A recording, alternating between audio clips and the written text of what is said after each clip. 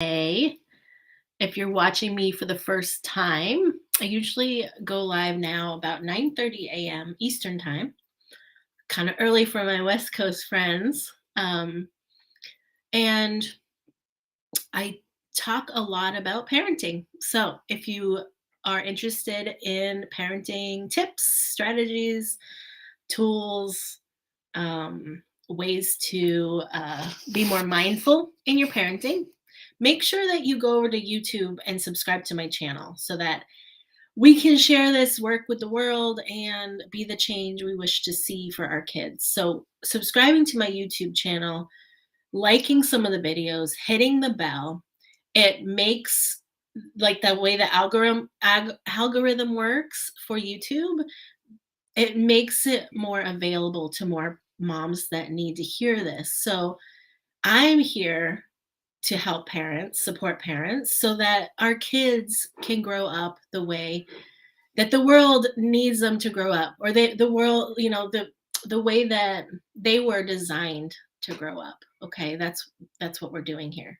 So as a teacher, I saw the need to support parents, right? There's not going to be change in the world without supporting the parents with supporting the children. So make sure to subscribe to my YouTube channel if you haven't already, so that this starts to get to the moms that need this work.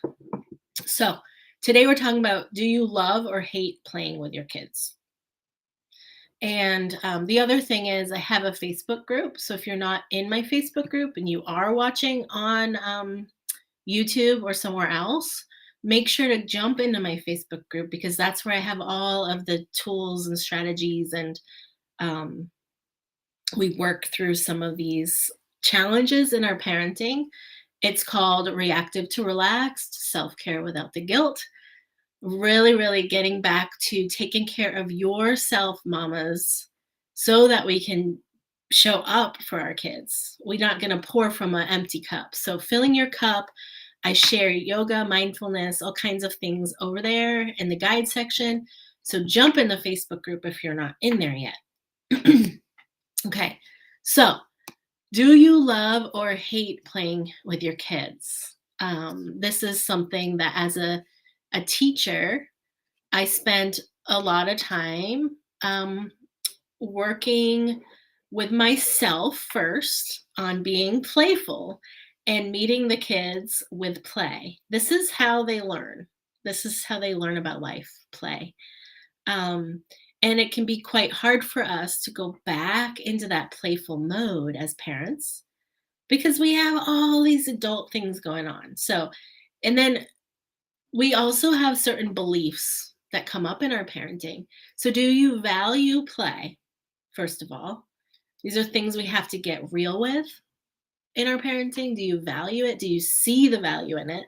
If not, really reach out to me, because I can share so much research on the value of play. This is valuable to them. It's valuable to us too as adults. So I'm going to get into that a little bit today. Um,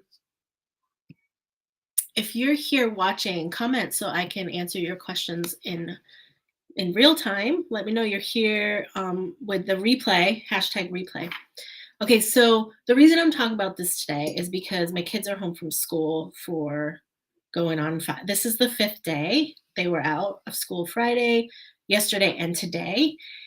And some of it was unexpected. Monday was not, because of President's Day. But I just want to talk about like this idea of being bored, right? So think about yourself and what you want to get, how you want your weekend to look, right? You have like 2 days off. Maybe you're lucky you have 3 days off. What you want your weekend to look like. Many of us say we want to relax. We want to just go with the flow. We want to, get our house in order for the next week.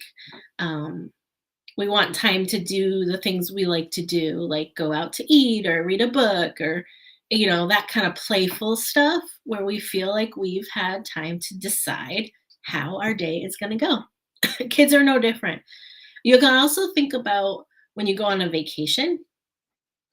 And it takes you a good day or two to realize your body comes down from the stress.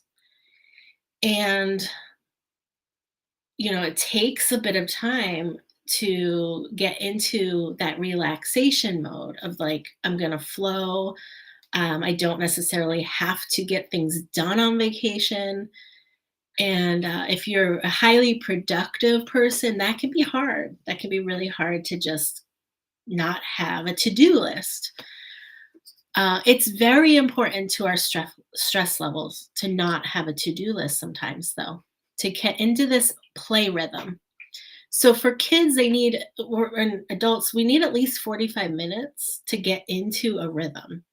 It seems like a lot, right? And this is why I don't plan things on days off a lot of times. We don't plan anything. And it's taken me a lot of time to be comfortable with that.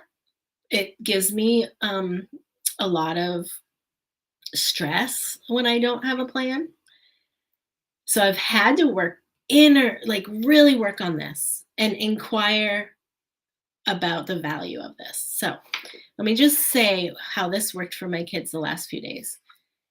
It starts out with lots of arguing, tons of it, lots of communicating, figuring out expectations for everybody. My expectation is I still have things to do, like work. Um, and on day 5, it's flowing easier. They've found things that they're really enjoying doing, and I just came up here to do my video.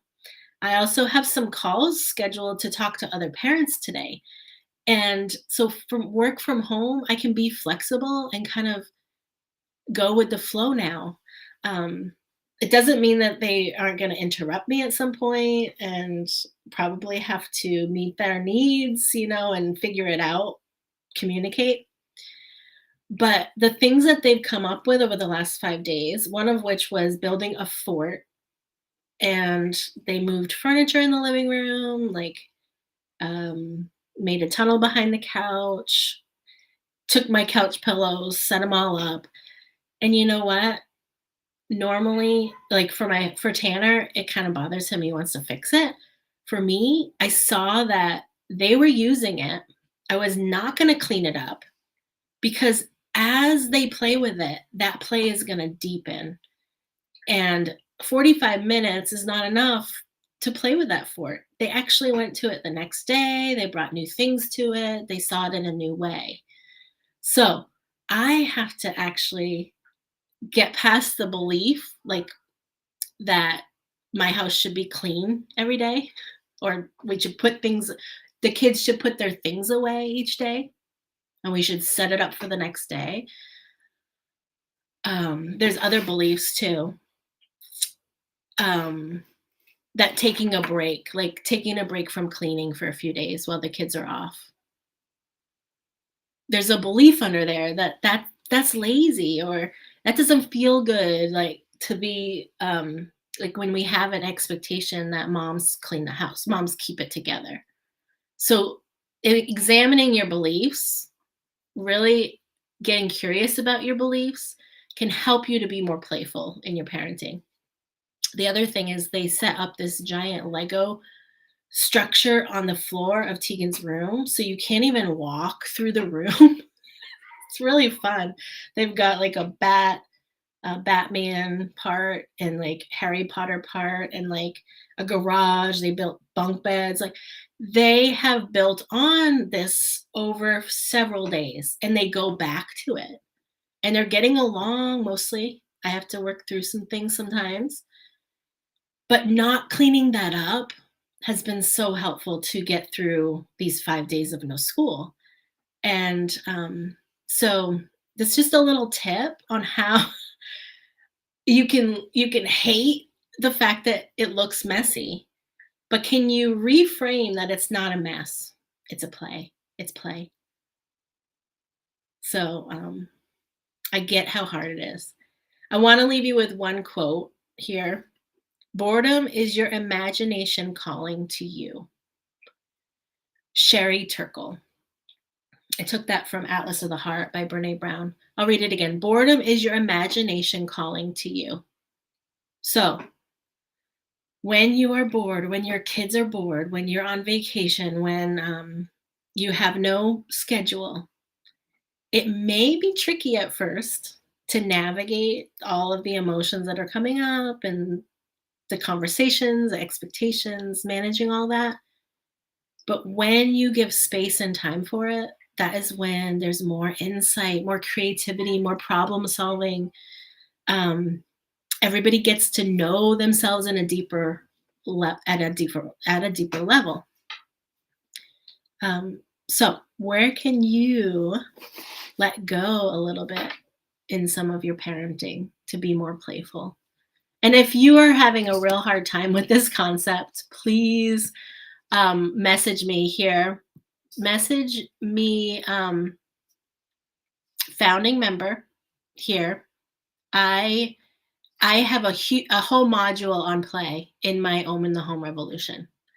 So I'm still taking founding members. There's so much included for founding members at 90% off the program price. So it's going up to over $3,000 because it includes an entire year of content and self-development in your parenting. It's a year-long program at least, but it's ongoing. So once you're in for life. And right now, I'm taking founding members at only $333. It includes so much. So message me, founding member. We can talk about whether it works for you and your family. You can decide if you're in or out. Um, you can always join later when you feel like you need to join. So let's just talk about it, see if it's the right fit for you. So message me this founding member and we'll talk about it. Some of the links are in the description of the video too, so you can look around, get to know the program and stuff like that. Have a great day. I will see you tomorrow.